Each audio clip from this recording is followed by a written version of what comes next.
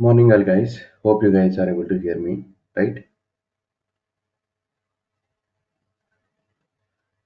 Yes. Okay, cool. So, what are the topics we discussed in the previous class?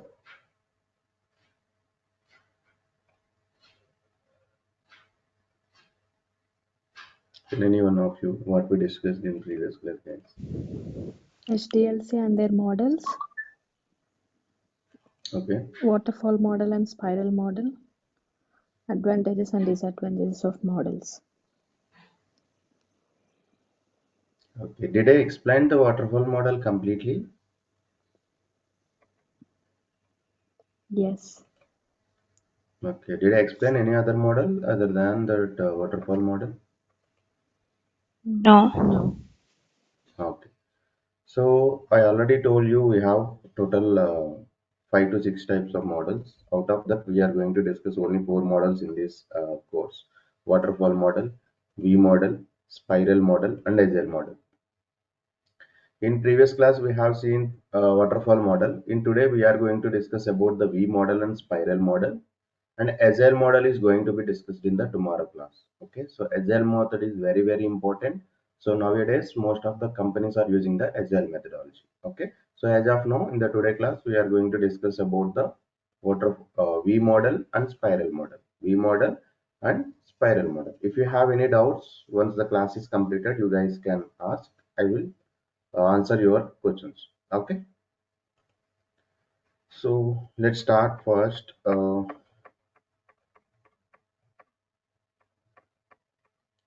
Spiral model. Okay, what is a spiral? Actually, name itself we are having that spiral is nothing but you may seen spiral binding for the books, right? So how that wire is looks like for that binding, it was the round, right?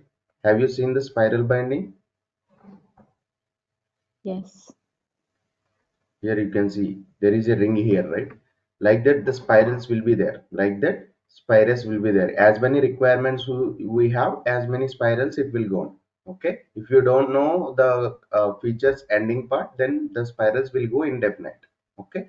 So here, mostly what we can do is, if we got some features, first we are going to divide that features into the four parts: module A, module B, module C, module D. Like that, we are going to divide total project into a split into a four parts. First part is called it as a. Here I have notated that as a module A, module B, module C, module D. First, let's see the notations and then discuss individually. Okay. So if you see here, RA is nothing but requirement analysis of module A. Requirement analysis of module A. And then similarly with RB, RC, RD, it means that what we see here is RA means requirement analysis of module A. Okay, similarly RB means requirement analysis of B, RC means requirement analysis of C, RD means requirement analysis of D. Like that we have RA, RB, RC, RD, right? So and similarly we have a DA here. DA is nothing but design of module A, module B, module C and module D, right? Similarly here in the notation,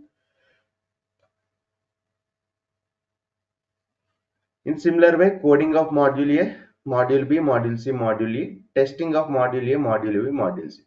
In spiral model, the software product is developed into small modules. As I said that module A, comma, module B, comma, module C, comma, module D. Okay.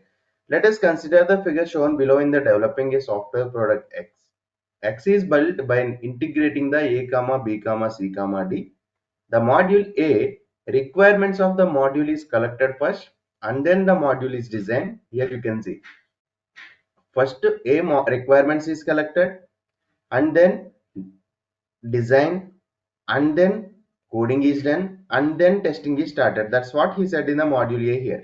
So first requirements are collected, then module is designed and then coded. After that the testing is done for to find the defects or bugs. Okay, now the module A is done. Let's come to the module B. Same procedure will there till coding, but in testing part the way of testing is different. If you see here, the module A has been built. We start same process for the module B. But while testing the module B, we test in three conditions. Here only one condition, we just tested the module A. But coming to the module B, as it is a new one, we have to integrate with old one, right? So then we have to test these three conditions: test module B, test module A, and test module B integration with A. It means that first you have to test the B, and later you have to integrate that B with A. So you have to check the integration of A plus B, and then we have to check the A. After integration, is there anything is affected in the module A? Clear, guys? The module B.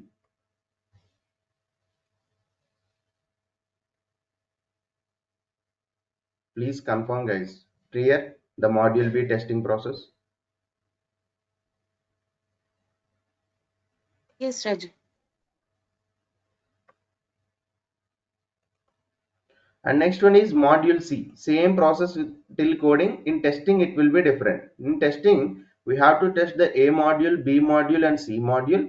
And after that, you have to test the AB, BC, CA. Like that. You can see the integration of AB, BC, CA. Integrations are going to be tested. This cycle continues for different modules. Thus, in the above example, module B can be built only after module A has been built correctly.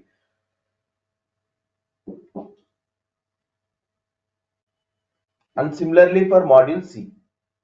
Okay, same as like for D also, same as like D also. That's what he said, A, B, C, D. If you see here, requirements, design, coding, and testing. So if you see here, this is a requirement analysis of A, B, C, and D will be there inside it. Okay. In similarly design, in similarly coding, in similarly testing. Here the R, D should be there inside here. So by mistake it will be there on the outside. Okay. So first we have RA, RB, RC, and RD, DA, DB, DC, DE, like that.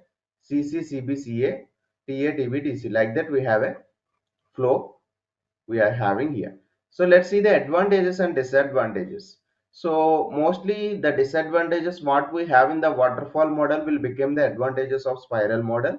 If you see here, software is produced early in the SDLC, and risk handling is one of the important advantage. Okay, so the most the people why we are using this spiral is nothing but for the risk handling. It is best development model to follow due to the risk analysis and risk handling at every phase, and the flexibility in requirements. And in this model we can easily change the requirements at later phases, which is not exist in the waterfall model, can be incorporated accurately, and it is good for large and complex projects. This is a disadvantage which we have in waterfall. It's become here advantage. It is good for customer satisfaction, who can involve customers in the development of products at early phase of the software development, and software is produced early in the software lifecycle. These are the all advantages what we have if we use the spiral model, what we have if you use the spiral model. But here what are the disadvantages? We have many advantages, means whatever product we have, if there is advantages, there will be a sure that disadvantages will be there, right? So what are the disadvantages? It is not suitable for the small projects, because as it is a expensive, is nothing but once you tested the module A, you guys are going to test three times again. After B module done, you have to test A. After C done, you have to test A. After D done, you have to test A. Like that, the repetitive process will be there.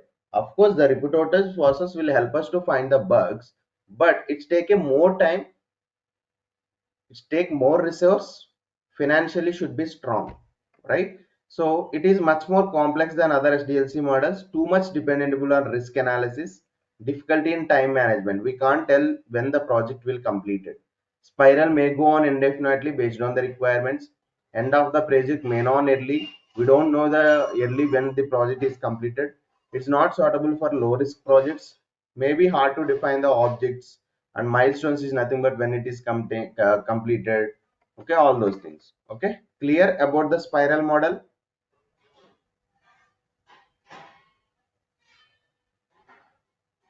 Yes. Yes. Okay, good. Next we can see the V model. V model is nothing but verification and validation model. So listen carefully this one. This model came up in order to overcome the drawbacks of waterfall model. Here testing starts from the requirement stage itself. So where the testing starts in the waterfall model?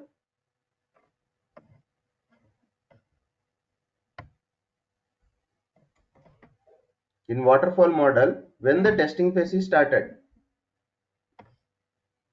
After coding is done.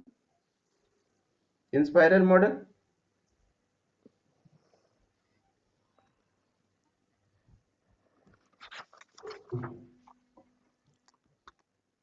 Uh, Same. Same.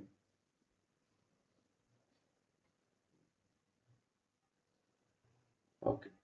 But here in the verification and validation model, here you can see this model came up in order to overcome the drawback of waterfall model. Here testing starts from the requirement stage itself.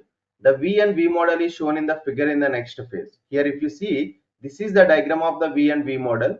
So if you see here, this is a CRS document. You can see this is the developer part, this is the testers part. Both are done simultaneously.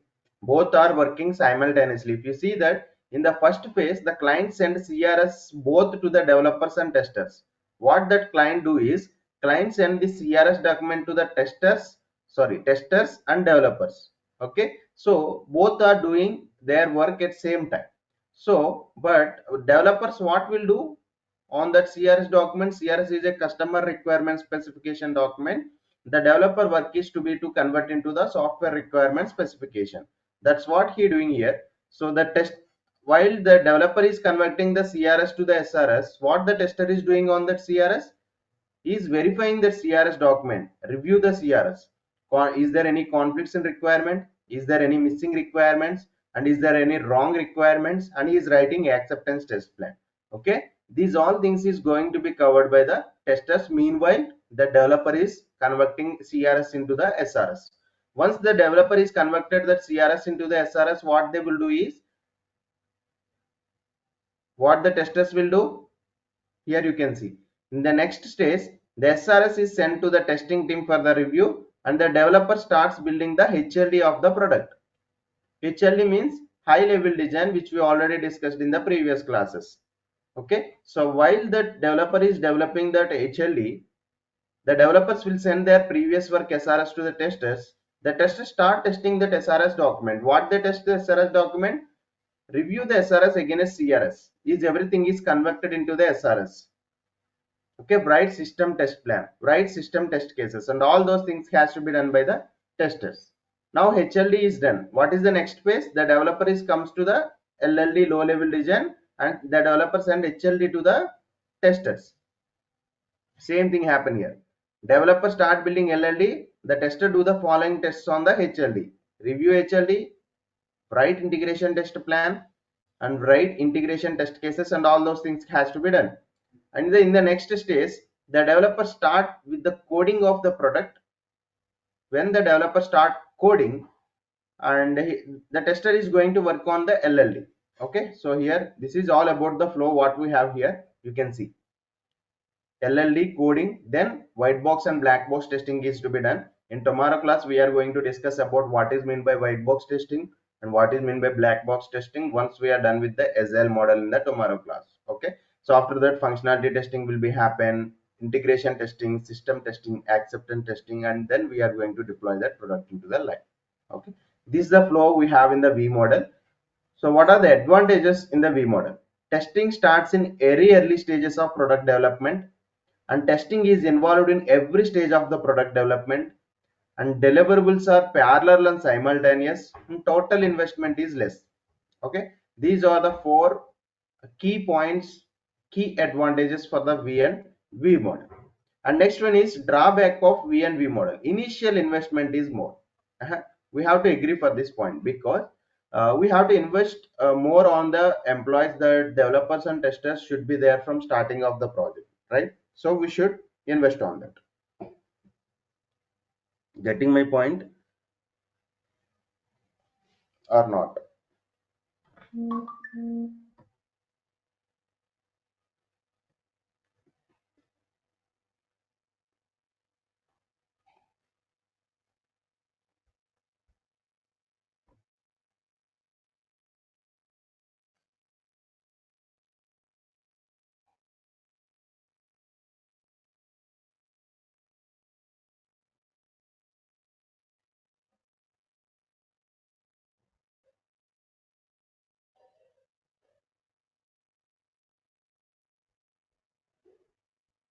Getting my point, guys?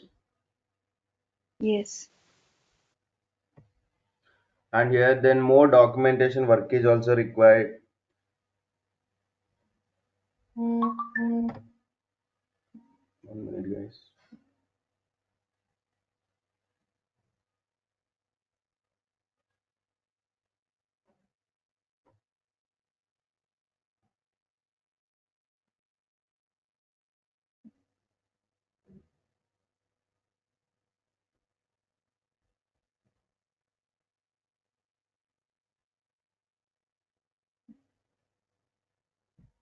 Okay, so more documentation work is required, and where we are using this V&V model mainly for long-term projects, complex projects, when customer is expecting a very high quality product within a stipulated time. It means that they have given a short span of time for us to develop a product, but they need a high quality product. So in those situations, we are going to use the V&V model. V&V model. Okay, so clear. Yes. This is all about the V model and spiral model. If you have any doubts on these two models, you can ask me now.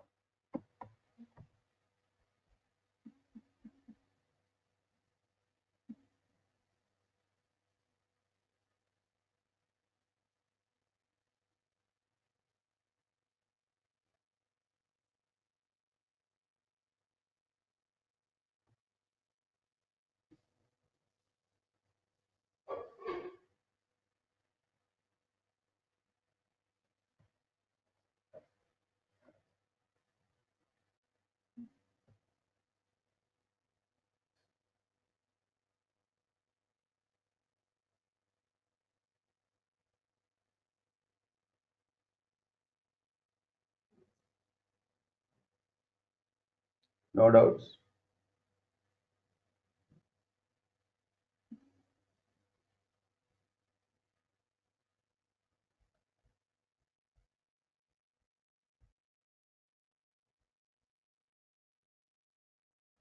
Please confirm, guys.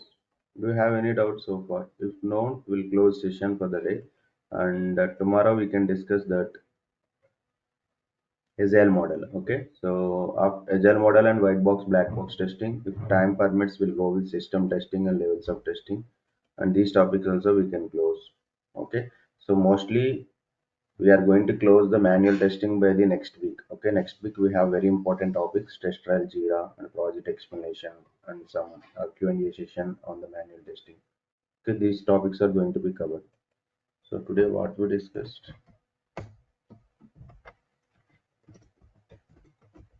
spiral and spiral model, V and V model, right? So these are the two things we discussed today. Okay, tomorrow we can see the Agile model and we'll close the SDLC topics and we'll go with other topics. Okay, so clear, guys. If any more doubts, any more concerns you have, you can ask me. Yes, yes. Monica or Hema, you are trying to ask something, you can ask. Sir, you The said you will spiral. share the notes. Yeah, I will share the notes. Not yet I shared, I think. So we'll share the notes Yes. today, I think. Let's see till EOD if anyone is joined on the group or not. And I will share it. Or Okay. else we'll share for you guys who are already in that group. And if any new Okay. one is joined, I will share it again. Okay. Okay. Fine.